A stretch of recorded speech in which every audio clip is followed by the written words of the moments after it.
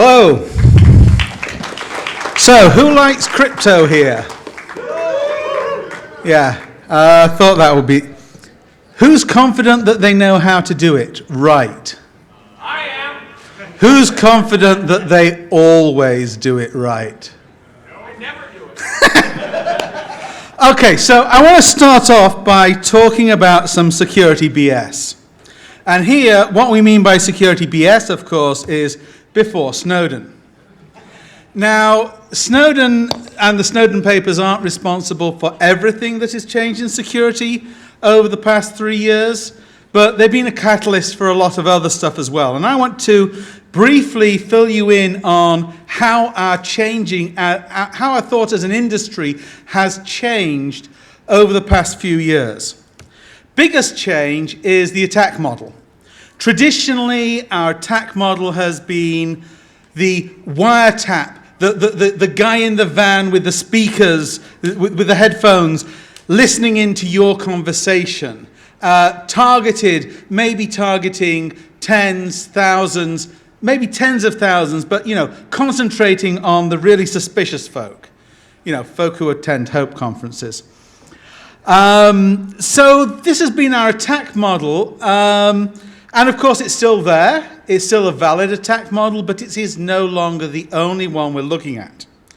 The new attack model that is occupying a lot of our time is mass surveillance. And the thing here is that if you look at that CCTV camera, well, it's pretty easy to evade. All you need to do is just go around the corner or put a hoodie on or whatever. But the thing is that it isn't just the one camera. It's the cameras everywhere, all feeding into a central database, all linking, all knowing. And that's a different attack model because the types of cryptography that you would use to defend against this attack model don't necessarily help when you're looking at this model, and vice versa. So one of the changes in our thinking has been we're no longer saying that bad security is no security. And this kind of like it went out a while ago. I mean, the idea here is that if you give somebody something and you say it is secure and it isn't, they will trust it and then they will do things that they wouldn't do anyway. Like play Pokemon Go, stick all their usernames and passwords onto their phone, bank online without checking the certificates of the bank that they're going to, and all those other things they do. When Trusted Computing Group was starting off, I kind of made myself unpopular and kind of got thrown out of the room after I said, you know what, you've got the wrong name because MS-DOS is trusted. What you want is trustworthy. But they'd already printed the T-shirt, so. So we're no longer saying make it absolutely perfect or don't do it at all. Opportunistic security is now a good thing. If we can do unauthenticated encryption, even though we know we're vulnerable to a man-in-the-middle attack, do it because that is better than nothing. Before Snowden, we used to be going around saying, encrypt your data. It's really important to encrypt your data end to end. That's what's really important. And of course, that still is important. But you know what? As General Hayden said, we kill people on metadata. So end-to-end email encryption is good, but it isn't sufficient. You want to pair up that end-to-end security, if you have it, with transport layer security to protect the routing information. Because the to, the from, all that routing information in an email packet, you can't encrypt that end-to-end or else the mail system doesn't know where to deliver the message. But that information is leaking data that is just as privacy sensitive as the content. In the past, we used to be telling people, it's really important that you support the new algorithms coming out.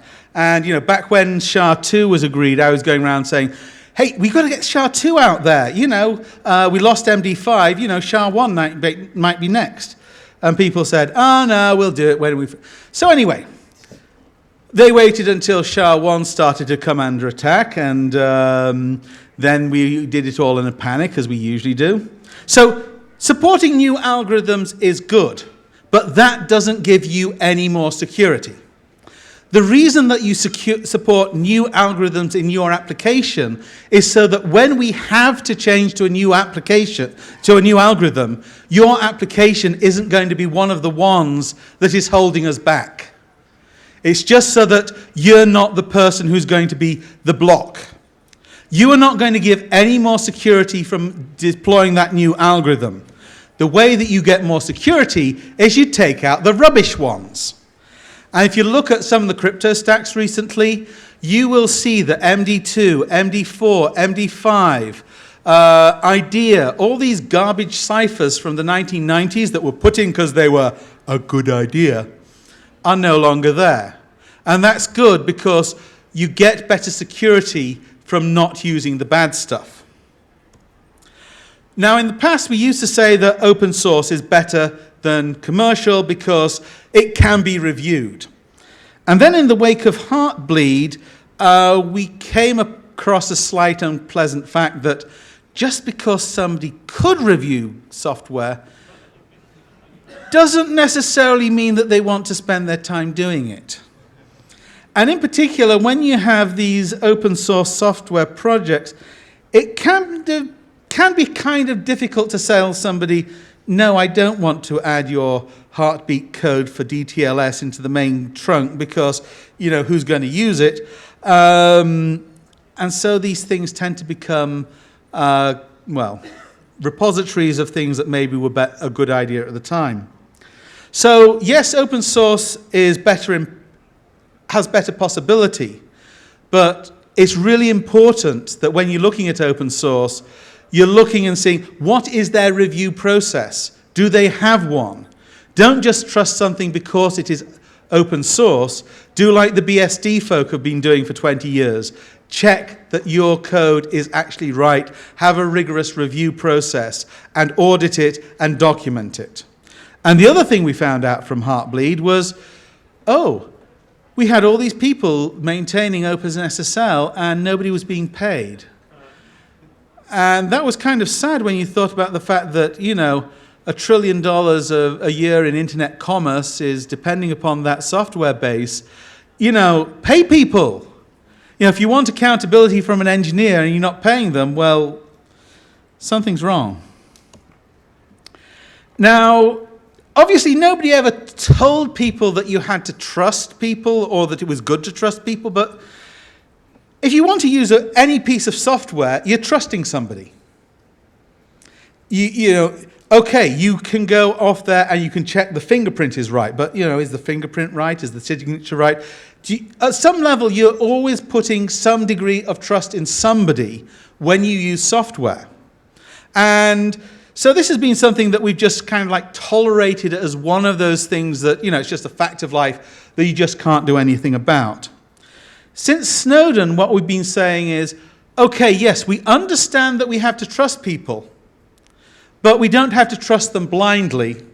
And we have to look into ways that we can audit what they're doing so that if they turn out not to be trustworthy, we have ways of working out, well, what other code did they touch? What other projects were they on? What other things might they have been sabotaging? And so another piece that has changed, and this has changed kind of like in the past 5 months for me, and I've been in the crypto business now for 25 years. And, you know, in that time, you know, I'm still working on trying to secure the web. I might get there sometime.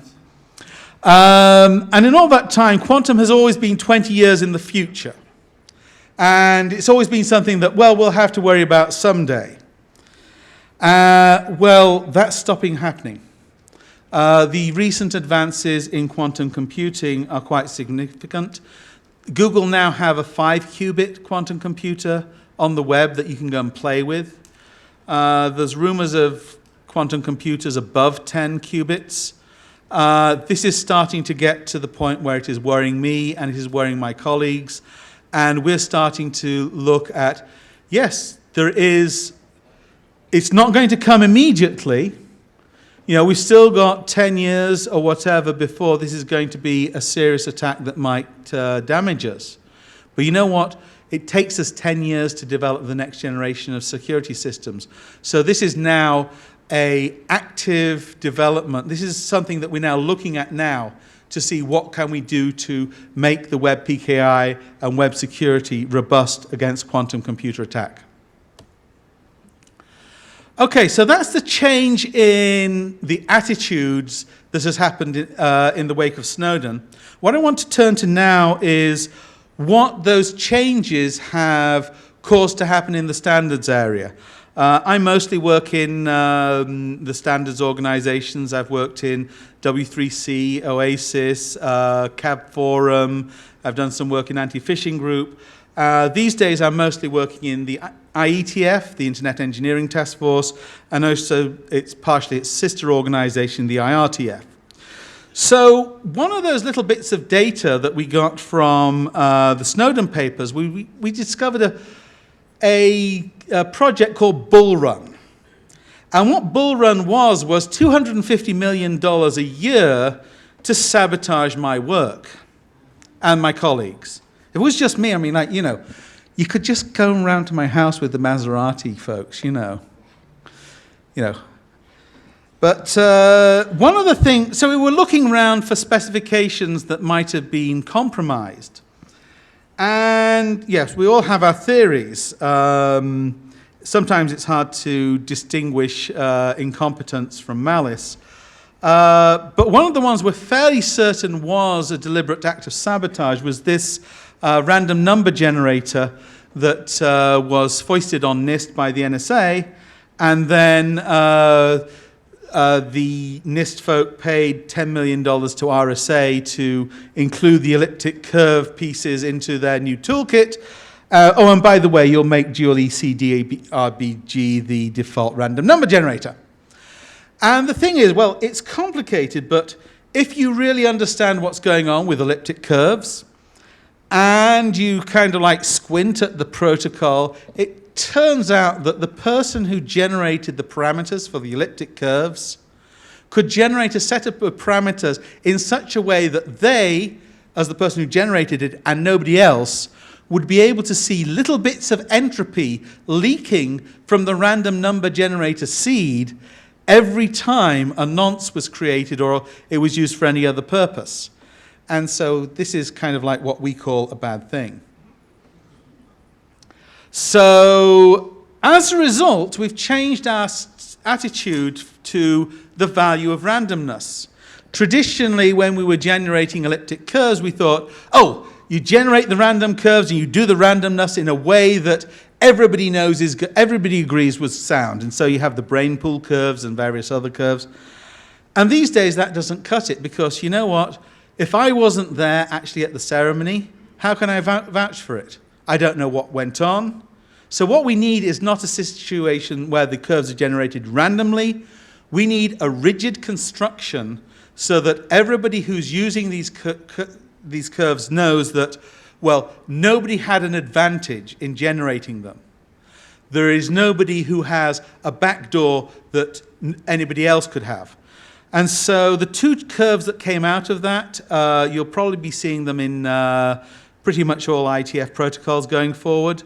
Curve 25519, which is the one that Dan Bernstein has been banging on again about for a decade now. And curve 448, which is a high security one. Curve 25519 gives you a work factor of 2 to the power 128, which is generally considered to be high security. And curve 448 gives you better than 2 to the power 256, which is generally considered as completely insane security. I always use the completely insane security. So these are faster than our current RSA curve, crypto, and they're more secure. Unless somebody creates a quantum computer, in which case they become less secure and we have to... Okay, so another thing that's on the agenda is TCP Inc. So this is basically the idea of TLS is you have an authenticated channel to some other party and you use that as your, in place of a Unix socket, you have a secure socket. It used to be called SSL. TCP Inc. is the same idea, but instead of authenticating the crypto, we just do unauthenticated encryption. And this is something that can be dropped into any protocol stack, and it can happen transparently without anybody noticing. Why would we do that? Well, this is not as good security as you get from TLS, but it is something that can be dropped into a protocol stack and be done pervasively, so everything is encrypted. And if everything is encrypted, that is a good deterrent against mass surveillance. Although, if they were really interested in one party and wanted to make a targeted surveillance of that party, they can do a man-in-the-middle attack and they can get hold of the data. This isn't going to protect you from that, but it does protect you against we have this massive, we're collecting every packet on the internet into and holding it from now to kingdom come. It does protect you against that. DNS privacy, now this is an interesting one. All the information on the DNS is public, or at least if you're not doing split DNS. So all that data is public. Why do we need to encrypt the communications with the DNS resolver? Well, the answer is, although the data that I'm retrieving isn't public, the data that I choose to receive is. Because if you look at my DNS lookups, you can see I've gone to CNN.com, Salon.com, Talking Points Memo, AngryLiberals.com, and so on. You can make a very good and precise profile of what I am and what my politics are. And if you're living in a country like Iran or Turkey or whatever, that is not a good thing. Certificate transparency. The idea of certificate transparency is to be able to know what certificate authorities are issuing. And so the idea is whenever the certificate authority issues a certificate in the future, they will take the certificate and they will enroll it in this linked timestamp, or blockchain, if you like. And this linked timestamp will continue on and on and on. And so if the certificate authority has issued a cert and not enrolled it in CT, then they've broken some promise somewhere. Something is wrong. If they enroll a certificate for a site that they shouldn't have issued a certificate for, we know that that CA has either made a goof or they've been breached. So it's a way of auditing the certificate authorities. The thing that makes it is interesting to me about the transparency is that transparency is a form of audit, but unlike traditional computer audits, I mean, every CA, I work for a CA, Komodo's a CA, we've been audited every year that we've been operating. But those audits depend upon information that is private that we can't necessarily give you, or you can't necessarily come and check. You can't come and check to see how many tiers of security we have between ourselves and the private keys. You've got to trust ourselves and our auditors on that. With transparency, you've got an audit mechanism that allows anybody to audit the CA from public data alone. And that's powerful.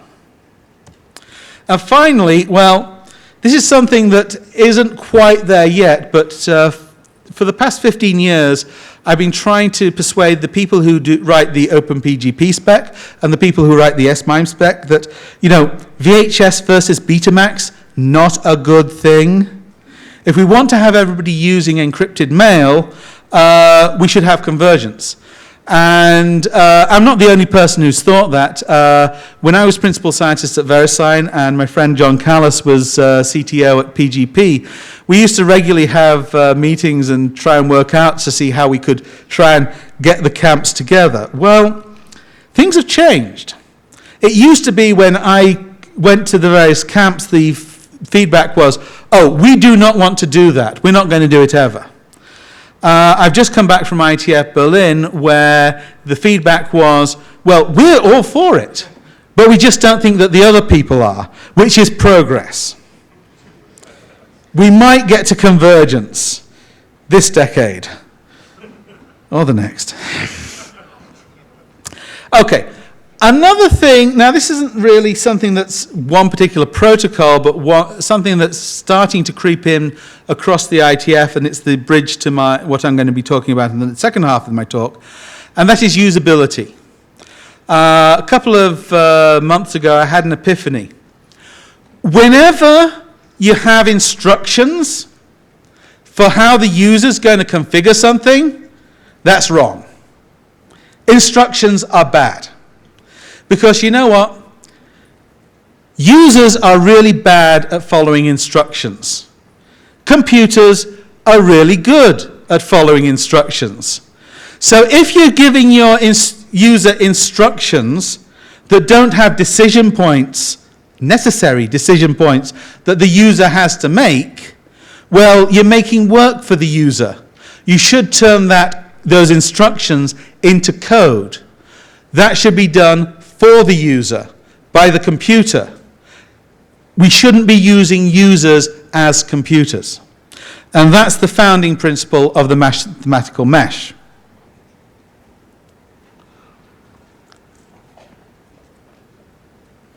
So this is a project I've been working on for 3 years, and it took this form about 6 months after the last HOPE conference. I was trying to make email security, I was trying to make secure email just as easy to use as regular email, and I thought that would be the way that we could get everybody using end-to-end email. And then I was told, well, you know what, that's not going to work. And so now we've got a new plan, which is we're going to make the computers easier to use. And also we're going to dump some security on people, but we're going to make computers easier to use. And we're going to make them easier to use by taking away the need to learn how to configure them. Before I get too far, because I know there are a lot of free software, open software folk here, and yes, this is all open source. It's all under an MIT license. It's all available on GitHub and SourceForge. All the specifications are open. They're submitted as ITF draft under Note 12, which means that the IPR encumbrances have been sorted. There is one IPR encumbrance that I'm aware of that's a third party that expires in about 18 months, but that's not to the core. And we're using JSON and HTTPS. And yes, the other thing that you're probably worried about, yes, my employer does have a way that they think they might be able to make money from this, but that is a long way in the future yet. The reason that I got my ticket to come here was, yeah, we're hiring. So, what's the mathematical mesh? Well, most people in this audience have probably experience of using OpenPGP. And the mesh is kind of like an OpenPGP key pair on steroids, in that instead of it being just an application key that you're going to use, this is a mathematical mesh profile is something that potentially can stay with you your whole life long. So you create this profile. The profile has a fingerprint that looks a bit like an OpenPGP key. If the OpenPGP group agree with me and my commit, they may well be OpenPGP v5 keys. So you have a fingerprint of this profile, and every device, every application that you're going to use is going to be bound to this profile. And when a device has been bound to this profile, it's going to mean that that device will automatically inquire all the configuration data, all the security data that that device needs to interact with your applications and do so securely. So what does it look like in practice? Okay, well, if you've never been to a crypto course, if you've ever been to one of you've met Alice. So Alice here wants to use the mesh, and she's got a laptop that's her main computer that she's been using for several years now. She's got email configured on it, but she's never done that end-to-end encryption stuff. It's just how it came. She's also got a brand new tablet, but that's still in the box. It's not been configured at all.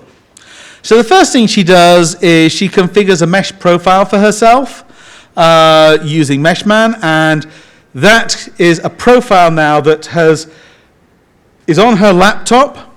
And as part of that process, she's created PGP keys, S-MIME keys, SSH keys, and keys for pretty much everything else she might need to use. And all that has happened without Alice needing to say anything more than, hey, yeah, I'd like that stuff.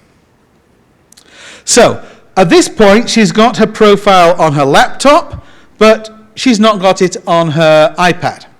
And if you think about it, in the modern world, we all have large numbers of devices, particularly mobile devices.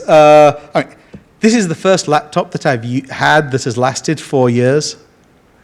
Mobile devices are kind of like consumable things. And we have a laptop, an iPad, you have your phone, your watch, your desktops. People have a lot of personal computer devices. And that's before we get into Internet of Things. So we need to have mechanisms that allow people to use all these disparate devices and connect them up to some sort of profile, some sort of gestalt that allows them to interact and act as that person's computers. So the way that Alice does this is she's going to use a portal. And a mesh portal is basically a bit like an MIT key server. It's a bit different, it's got more features I'll come into in a moment, but the point is that she chooses a portal and she has an account on that particular portal. So she's created an account at the portal and uploads her profile to that portal. Now if you notice, her profile here was red and her profile there is black. Well, what's going on? Well, this is red-black security. On her laptop, her profile is unencrypted. So her laptop has access to all the application configuration data, all the cryptographic keys or whatever that she needs to use that device. We don't want to put that stuff in the cloud. Well, we don't want to put it unencrypted in the cloud. So we encrypt it using strong encryption in such a way that the mesh and the portal never have the ability to decrypt Alice's information.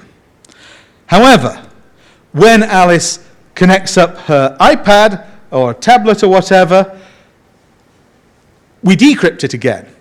And underneath the mesh, there's a whole series of cryptography that is making that happen, and making it happen in a robust and provable fashion so that people can look at the code and be sure that what they're doing is right. The mesh involves a lot more cryptography than traditional PKIs. When I was working on the web PKI, the original web PKI, the original first CA had chains of 3 public key pairs, and that was a long chain. Web PKI these days, you may be talking about 4 or 5 key pairs. The mesh, just generating this little key application, we're generating about 40 keys.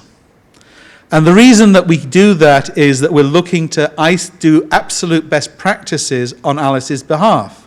So we want to have isolation of the cryptography from one application to another. We want to have isolation by function. So you never have a key that is used for encryption and decryption. They're always separate. You always have separate keys for authentication, encryption, and signature. So there's a lot of stuff going on that would take me a lot more than the time I've got allowed. So what I'm going to show you here is what it would take for Alice to generate the profile. There is a GUI client. However, trying to explain what's going on with the GUI client is a bit hard because it consists of a button that says, yes, I want to be secure. So there's also a line mode client that gives a bit more of an explanation. So she starts Meshman, and she says, okay, I want to create a new personal profile. There is no reason why a user can't have more than one personal profile. Please don't try it at the moment because those code paths are not being tested. In the future, I could well imagine that people would want to have separate profiles to create isolated identities and have pseudonymity and whatever. Obviously, you can always do that, but let's just start off with the simple. So she says, I'm creating a new postal profile, gives it the desired account name at the portal that she's chosen, and mesh.prismproof.com is the only one that is up there right now, and actually it's down at the moment because I'm here at the conference. And it comes back and gives her the fingerprint of the profile that's created. And it's also said, oh yeah, I worked out that you were on a Windows 10 device. Because there is actually a switch in the line mode that allows you to describe the device you're on for later use, but if you don't specify it, well, the code grovels through your computer and works out something sensible. All right, most software knows what it's running on. Okay, so we generated a profile with a key, populate it with a mail profile. We just say, okay, meshman/mail, and here's the mail account that I want you to secure, and that's all. If you don't specify any mail account, it will secure all of them. And notice that it's found that there are two clients on the machine, Windows Live Mail and Outlook. It just secured both of them. And by the way, it configured it for SMIME and at PGP. I mean, why do we give people choices when they can have both? You can have country and Western. Now you see there that it says SMIME and it's given the CA as Komodo.com. Well, right now it's hard-coded to Komodo.com because we're the only people that are operating the other side of things. And actually it's not in the distribution code because I can't depend upon it being there. But there will be a way of getting a certificate from us, obviously, and there will be a way of getting certificates from anybody else. So this isn't an attempt to get lock-in, but it's just a way of getting, an easy way of getting that certificate. Okay, now that's mail, but the thing about secure mail is there's no value in secure mail unless everybody else has secure mail, so they don't get a network effect. In order to get, and the problem with network effects is that before you got a network effect means chicken and egg. So to get my system started, I've got to have some value that this infrastructure will deliver to a new user on day one. And so the obvious new value add to any user is to have a mechanism for storing usernames and passwords for websites. And that's what I was hoping to demonstrate. However, events in the Middle East have overtaken my dev team. Sorry.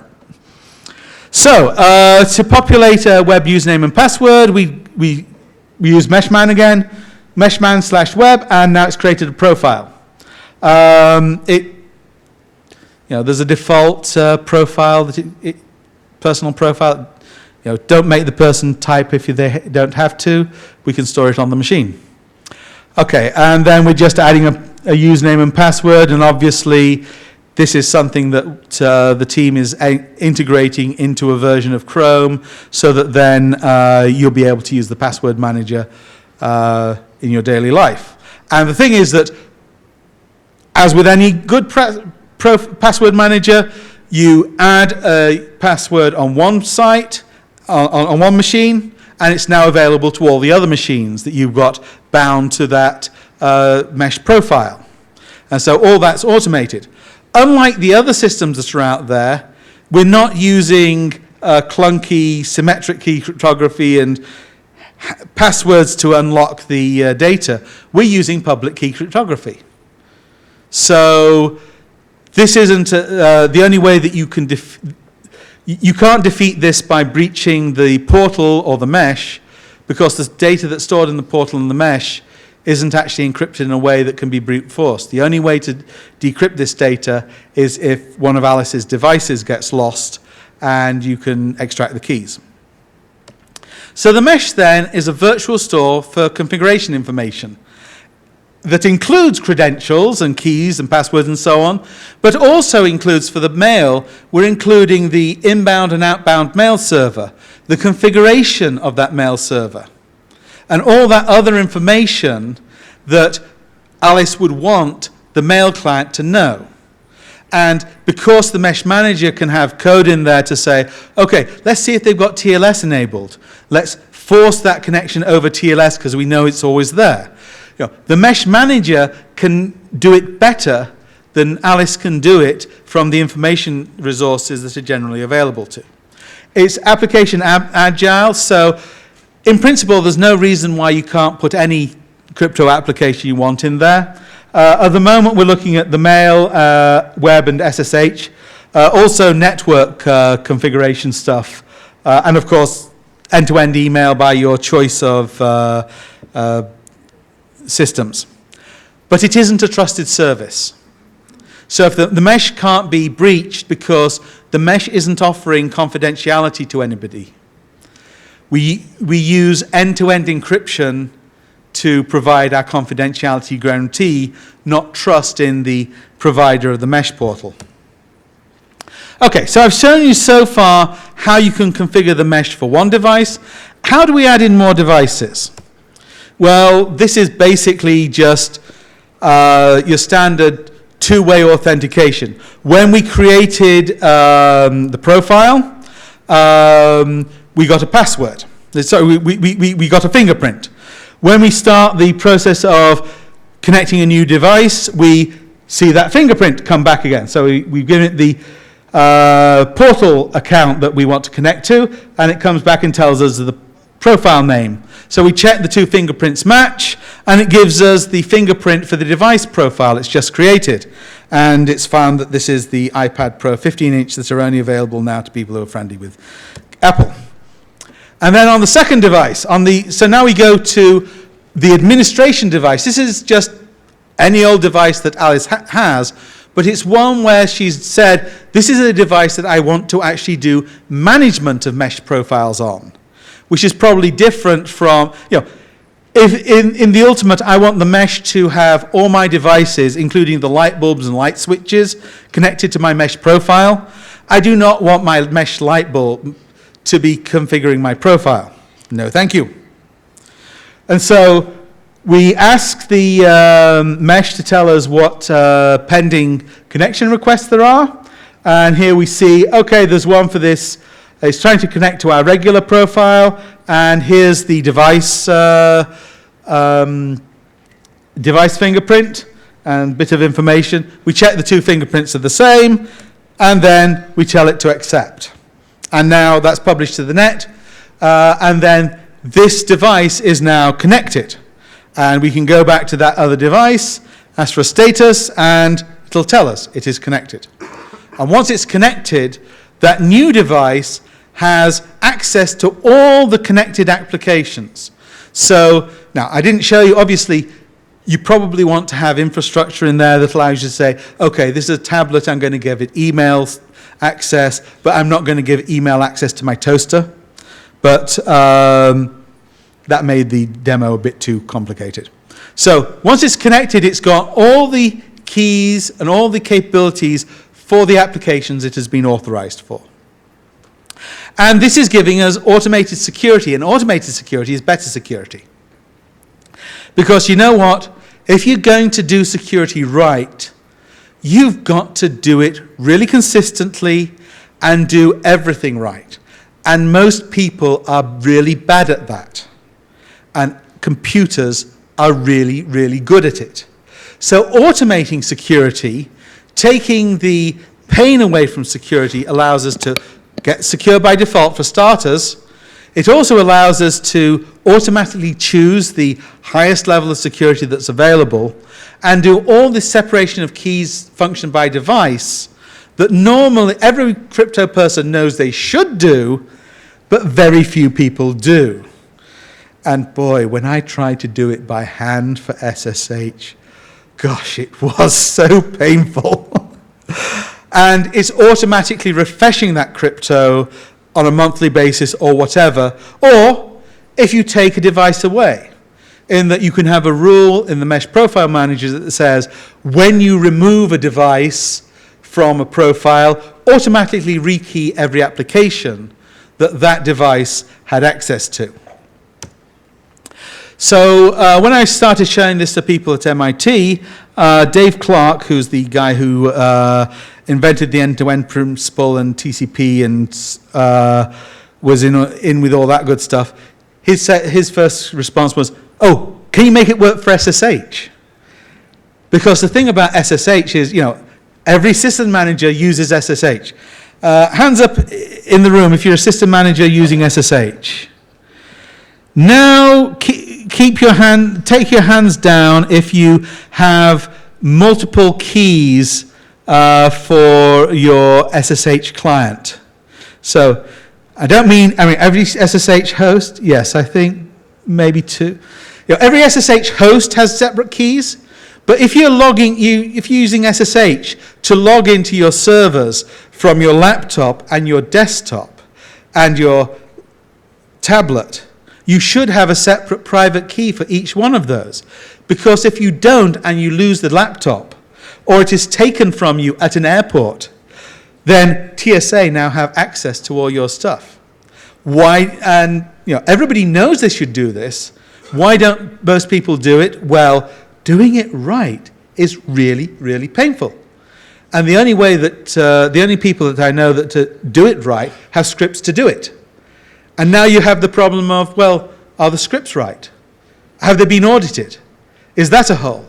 Well, hopefully the mesh will be a set of audited scripts that everybody can use and share. Okay, so I showed you these fingerprints, and yeah, that's not really consumer grade usability, is it? So let's make it a bit easier for the user to remember their fingerprint. PGP, the original PGP phone had a system called PGP Word, where you took every byte and they had a dictionary of 512 words. Well, the English language has 30,000, well, the English language has 400,000 words, but we can take a subset of 32,000 words and we can encrypt 15 bits at a time. So here we have these first ones, go to spoon, belt, do the rest, and we can come up with a much more memorable version of that fingerprint. Spoon, belt, wooden cow, medicine, insult. And you notice that all the words are over 3 characters. That is very deliberate, because then what you can do is to add in a bit of steganography. Oh, damn!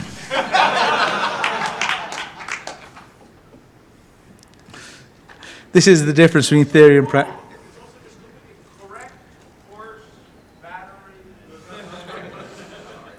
Well, yeah, let's talk about correct battery staple later, because yes, unfortunately, Randall has some extremely misguided thoughts about how long it takes people to break passwords these days. It doesn't, he's off by about 5 orders of magnitude. There's some folk with Bitcoin cracking hardware, and they're just cracking they can do Windows passwords in 7 hours. Exhausted brute force of the entire space. Okay, so there's your word fingerprint, which is something that hopefully we'll get to do in the future. It works, but that's not internationalizable. Graphical fingerprints would be even better. If we could find a corpus of 1 million copyright-free images, then we could do the same trick with images. And then all you need to do is to see, is this sequence of pictures the same on both machines? Yes. Okay, yes, it's me. And hopefully, after you've seen these sequence of pictures, a few times, you're going to remember that sequence of pictures fairly quickly. Okay. So one other piece that's in the phase 1 of the mesh is I do actually have an escrow feature. And the reason for this is not because I particularly like Louis Freeh & Co. The reason for this is, if you want to use this infrastructure for drive encryption, for data encryption, for document encryption, if you're encrypting static data under an encryption key, You have to have a way of assuring the users of that system that there is absolutely no way that they're going to lose their data because it cannot be decrypted. And so we do have an escrow mechanism built in. It is enabled by default. You can disable it on an application by application basis if you choose. And it uses Shamir secret sharing. So this is the usual thing of, here we've just done a 2 out of 3 share. So we created 3 recovery blobs. Any 2 of those recovery blobs can be used to recover the decryption key that was used to encrypt the private keys. The encrypted private keys are encrypted in AES 256 and are living on the mesh. So yes, we did put in an escrow system because if you want to do stored data encryption, you had better. Okay, so that's where the mesh, that's the focus of the mesh development right now. We've been looking at just one portal. Well, what happens when, what is a portal? Well, a mesh portal, it could be a commercial portal like the PGP key servers are, or it could be free like the PGP key, or it could be a commercial one run by a CA. And it's maintaining a linked timestamp of all the published data, blockchain. And it may be a member of the meta mesh. What's the mesh? Well, that's basically a bunch of portals that have agreed to share all their information with a common timestamp. And what that means is that, say Alice has enrolled her profile on one portal, and that portal either stops doing business or says, oh, well, it was free. I've given you the crack, and now the price is... So it's like ICANN, those domain names used to be $10 each, and now it's $250,000. So we get profile mobility out of this. Alice uploads her profile to one portal. After the mesh synchronization period is gone, she can download it from another. We can also use it as a method of key exchange. So Alice uploads her profile to one portal, and that can have public information about her email and so on. And now Bob is trying to send Alice an email. She can fish that information out. There's an hour-long talk about how that works. So what we're looking to do in the phase 3 of the mesh is that portal becomes a trust broker. And so Bob's wanting to send a message to Alice. He can ask the portal, what's the best way of sending this message? Or Alice can say, I want to send a message to Bob. What security protocols does Bob accept? What key should I use for Bob? And so the portal can become a curator of trust for Alice. So the way that I see the CA business going in the future is, instead of people paying to get credentials and using the credential being free, I would like to see the model flip. So maybe the credentials become free, maybe they become low cost, but the people who are depending upon the credentials, they're the ones who pay, so that then the trust curator is directly accountable to the person who is paying them. And so no more of this problem with the web PKI where the web browsers are trying to choose CAs on the basis of a set of trust criteria that have to fit everybody who uses the web. So one last bit. This is great stuff, but it isn't stuff that I invented. Matt Blaze, who was emceeing this track earlier, and his team at AT&T invented it. We also have a new application, which is Mesh Recrypt. And what this does is, it's a refinement on encryption. So traditional symmetric key encryption, you use the same key to encrypt and decrypt, okay? Everybody knows that. Public key encryption created a revolution because we use 2 keys. We have one key to encrypt and a second key to decrypt. So only the person with the decryption key can decrypt the data. Great. With re-encryption, I can have one key to encrypt data, a second key to re-encrypt data, and a third key to decrypt. Okay, why would you want this and what's going on? Well, what's going on is when the data is being recrypted, the party that's doing that has the ability to convert a message from encrypted under one person's key to another person's key, but does not have the ability to decrypt the message. And that is something that we can use in applications like mail. So if we want to do end-to-end mail, and we want to have it so that Alice can read her mail end-to-end on her phone, on her laptop or whatever, we can have, she can upload recryption keys to a mail server, so the mail server can retarget her messages to a particular device she's reading the mail on, without giving the server, which is probably at Google or Yahoo or whatever, the ability to decrypt. It is really, really great stuff, and we have been ignoring it for 20 years, which is too long. So the other thing that's great with this is you can use it for content rights management so that you can encrypt documents like PowerPoint or Word or whatever, so that they're encrypted so that only people who are authorized to use a particular security label can read them. Yes, I do have a post-quantum story. Basically, if you give everybody these mesh profiles and they have crypto, well, we go from a situation where only the server has crypto to a situation where the client and the server has crypto. And so part of the plan Z for post-quantum computing is we're going to work out some way of nudging some Kerberos type keying in there so that we could use that if everything else blew up. Quantum computing is going to destroy all known forms of public key cryptography that we're using today. It doesn't completely destroy symmetric key. It just halves the effective key length. So this will be an in-case of need system. All the data, you can access it through my website. I'm known as PHB. And you can get it from my website, prismproof.org. And there you find the specification and the drafts. The code is currently in C#.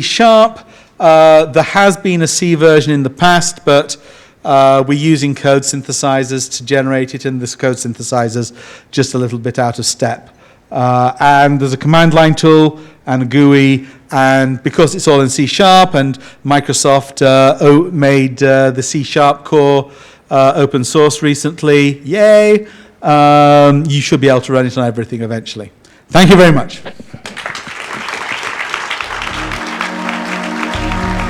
So I think we've got some time for questions. Hi. First, I'd like to say I think mathematical mesh is awesome and solves a lot of things that I think need to be solved. I have a question that gets back to something you were talking about earlier when you mentioned curve 25519 and EC curve parameters.